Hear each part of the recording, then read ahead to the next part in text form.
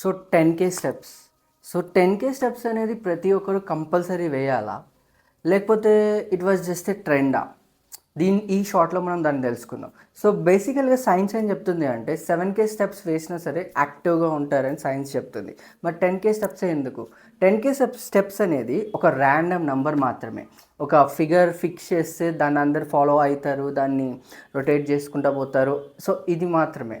So consistency అనేదికి మనకి target అయితే కాదు. సో మీరు స్టెప్స్ వేయాలనుకుంటే పర్ఫెక్ట్గా కన్సిస్టెంట్గా వేయండి. రోజు మొత్తం ఒకటేసారి పరిగెత్తాలని కూడా లేదు.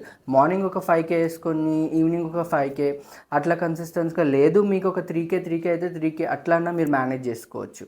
సో కన్సిస్టెన్సీ అనేది ఒక కీ అనమాట. టార్గెట్ కింద మీరు పెట్టుకోవద్దు దీన్ని. అండ్ మీరు ఈరోజు ఎన్ని స్టెప్స్ వేశారో తప్పకుండా చెప్పండి. నేనైతే